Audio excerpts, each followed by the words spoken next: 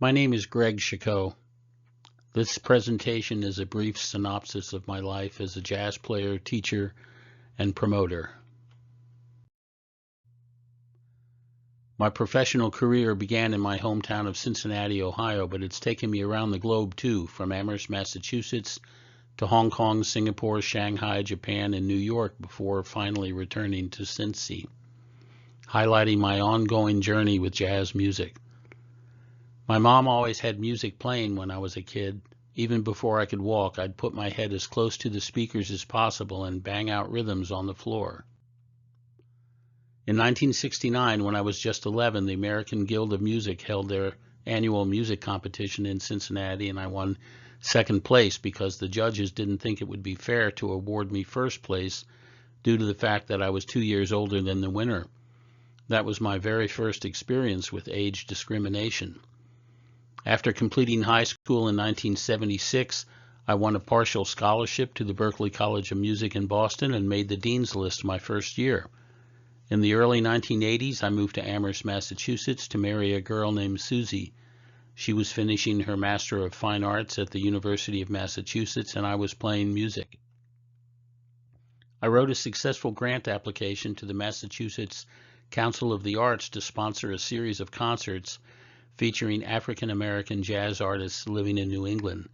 I featured these artists on my steady weekly gig at the Lord Jeffrey Inn. A requirement of the grant was that I obtain matching funds from local businesses. I procured willing partners from the community and handled all the publicity for the series. One of the shows featured former Art Blakey alumni trumpeter Bill Hardman and his bassist Paul Brown, pictured at the top right.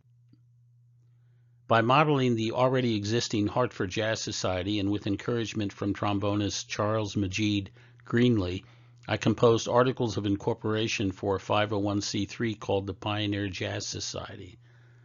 Its purpose was to increase the education and awareness of jazz music through concerts and workshops.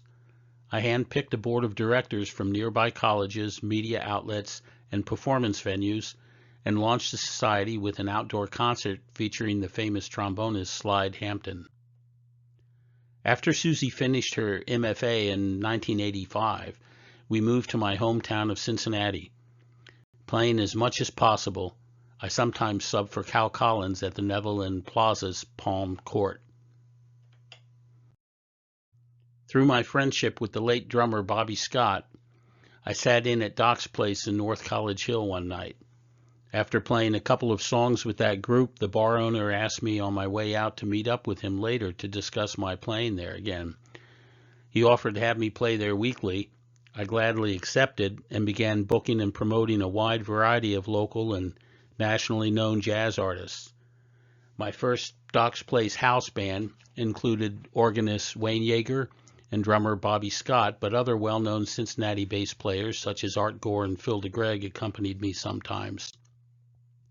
I coaxed out of retirement the late singer Francine Griffin to sing in my house band. I'm proud that partially due to my encouragement, she remained active after I left Cincinnati for New York.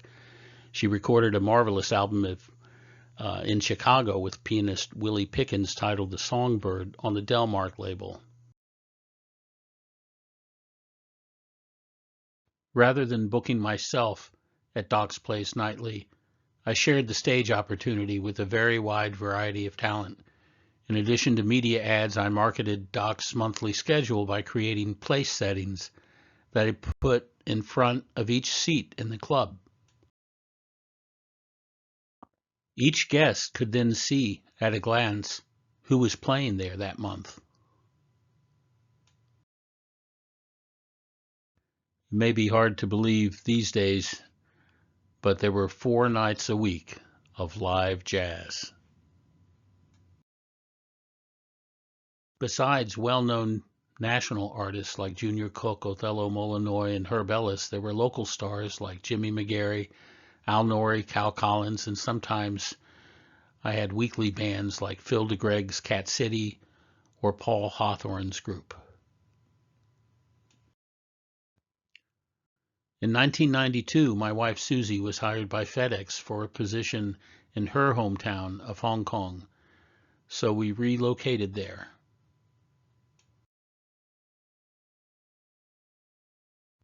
I landed my first major gig at the most renowned business hotel in Asia, the Oriental Hong Kong.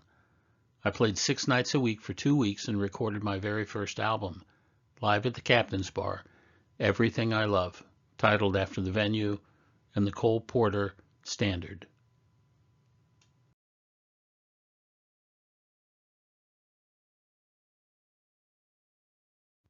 In 1994, FedEx transferred Susie to Singapore and we relocated again. I incorporated my company, Chako Productions Private Limited, and began booking music and importing American players to Singapore. One of the more famous players that I imported was bassist Victor Gaskin, who had been working with Billy Taylor's trio. I hired him to play with New York singer Jean Duchon and I 6 nights a week at the Pearl of Casablanca room of the Pan Pacific Hotel. I also played there with the famous drummer Isaac Red Holt of Ramsey Lewis fame.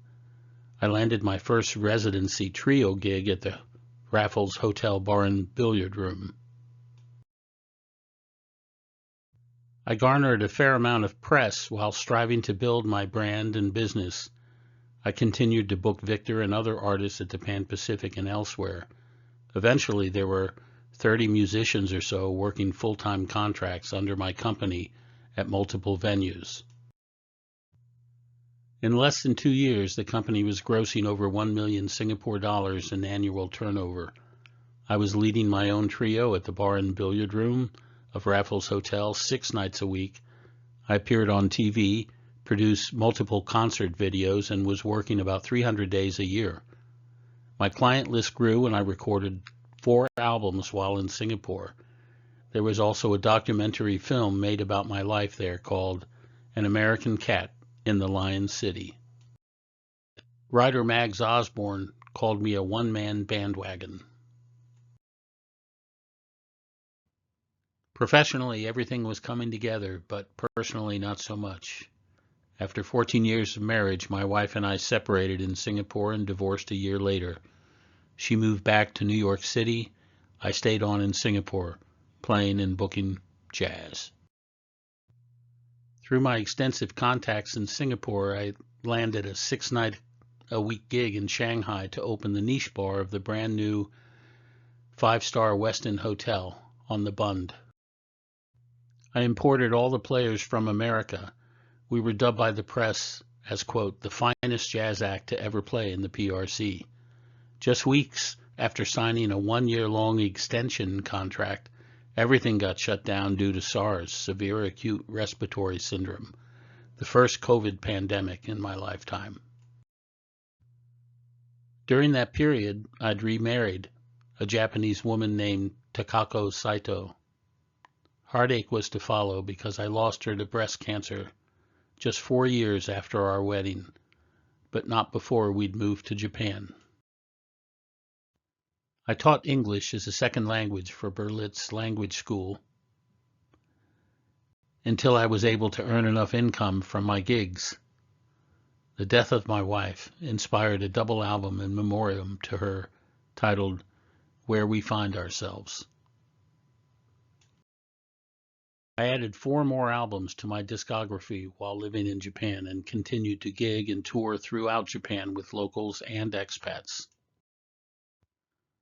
Growing weary of being a foreigner, I returned to America in 2009 to attend 5 years of grad school. I thought that the academic credentials earned could help me in my efforts to give back to society by teaching. After completing my Master's of Music degree in New Jersey in 2009, I was one of only 2 students accepted into the Doctor of Musical Arts degree program at the famous Eastman School of Music in 2011. My DMA lecture recital titled Arranging Topics for Solo Guitar, How to Write for the Guitar Instead of Just Playing What You Know was nominated for Best of the Year. I married my current wife, Jay, in 2013 in Singapore while I was still attending Eastman. U.S. immigration prohibited my wife from joining me in the States until 2015, when they finally granted her a green card. In 2017, we moved back to Cincinnati in order for me to be closer to my mom, whose health was questionable.